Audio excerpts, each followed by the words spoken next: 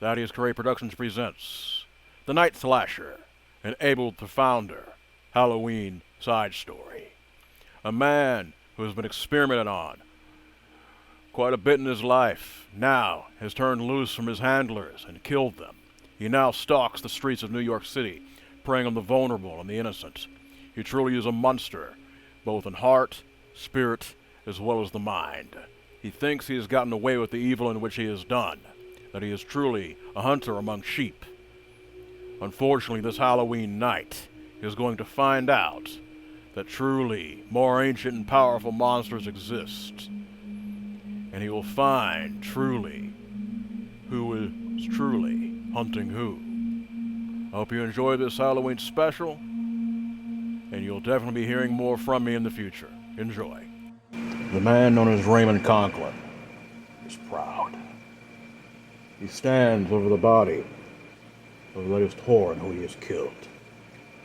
How long has he been since he escaped that facility? He cannot remember.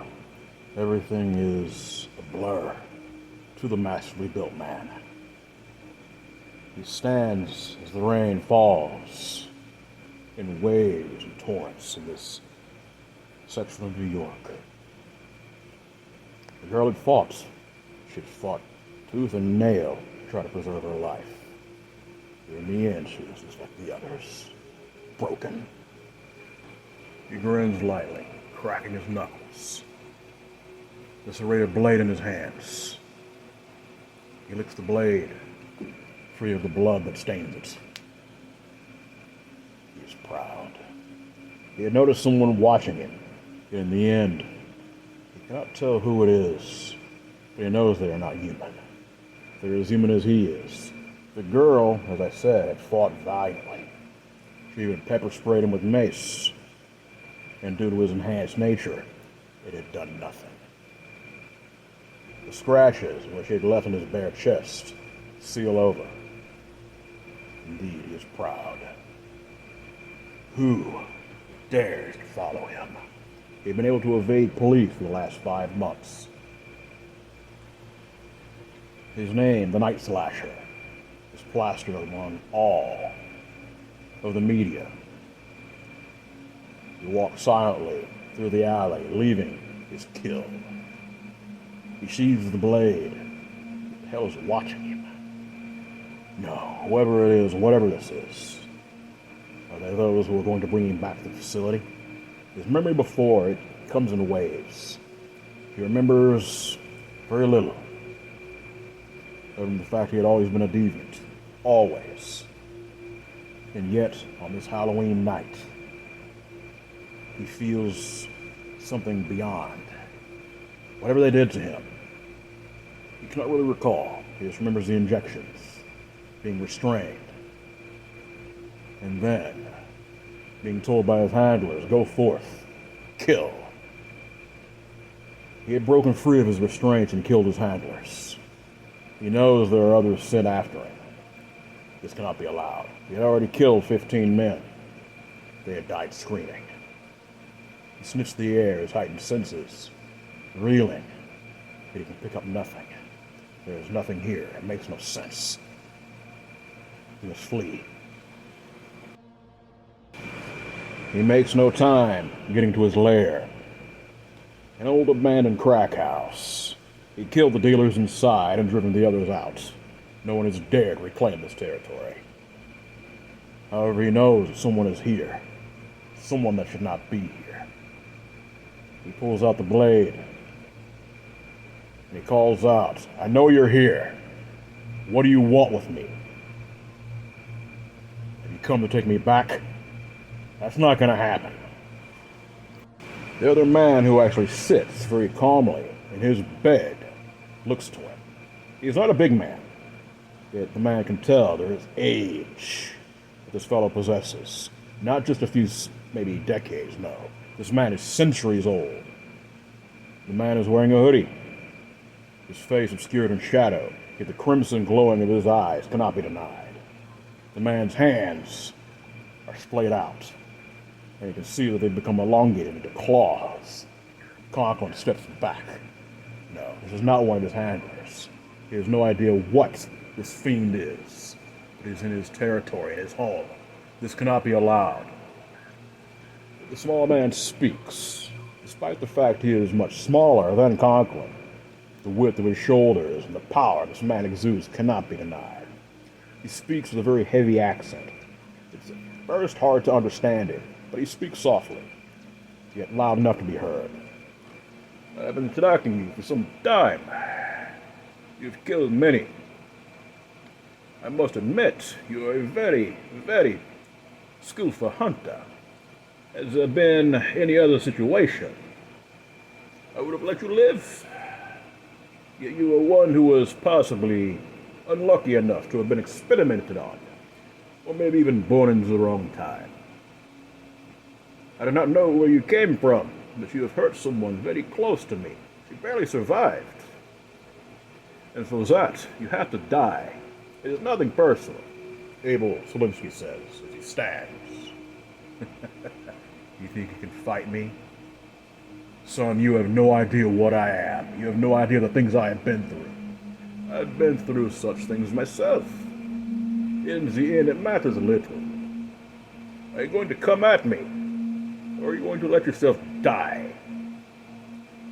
Abel, the founder, mocks the man. The man draws his blade and slashes forth, aiming to decapitate the smaller man right in front of him. Yet then, he is gone. The man had literally turned into mist before him. This bastard who dared invade his sanctity and his home. He grits his teeth, clenching the blade, as he slashes forth, stabbing the man who had materialized behind him. The blade is sunk deep into Abel's sternum and twisted. Why aren't you dead? The man snarls, spittle flying from his lips. Because like you, I am different. In the end, it matters little what I am. I'm going to be the last thing you see. And with this, Abel surges forth, grabbing the man by the throat, lifting him, slamming against the side of the wall.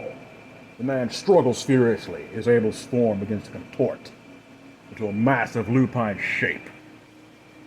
He looks the feral beast in the eyes, trembling, actually defecating himself in fear. This man who has slain so many innocents, who has been proud of his achievements. He looks for the creature. The werewolf-like beast has bat-like ears. His nose has the fleshy end of a bat. The creature speaks into his mind. Your evil stops here, my friend. I will find those who made you. Do not worry, and I shall avenge you, as well as others. Yet now I must avenge my friend. In the end, it matters little, and with this, the fangs flash forward. And Raymond finds his own soul, and the light within his mind cut short. Once the body is drained of all blood, Abel turns back into his human form. He very calmly pulls the hoodie over the hood of the hoodie over his face, obscuring his features from view. He very calmly grabs the man by the scruff and takes him away to be incinerated, to a location only he knows about. As he burns the body, he exhales lightly, the moon shining blood red above him. Such things have no longer had an effect on him for centuries, unlike most werewolves. The one and only hybrid of his race, werewolf and vampire, shakes his head in disgust. This man would have been a true warrior, possibly even a friend under any other circumstance. He knows not how this man was made, yet he had known of his enhanced abilities and struck fast, knowing that his regeneration would have pulled him through had he not done so. He looks for the charred remains and burns them further. And with this, there's a phone call. He answers his phone, the burner phone in his hand. Not worry, my friend. It is done. Yes, unfortunately. There are more which must be dealt with, but this one... I wish I could have saved him in time before this was done to him. No, I do not know who he was. Just his name. In the end, such things do not matter. I shall find who made him, and I shall deal with them the same way. Of course I'm going to kill them. Such evil cannot be allowed to exist in this world. Very well. With this, he hangs up the phone and crushes it in his hands, throwing it into the pyre. Abel Selinsky closes his eyes and walks off into the darkness. The NightSlasher's reign of terror, now at an end. I hope you enjoyed this minor addition to the lore in which I've created. For now, I wish you guys a very lovely Halloween. I truly hope you enjoy the holidays coming up. You guys be blessed and be safe.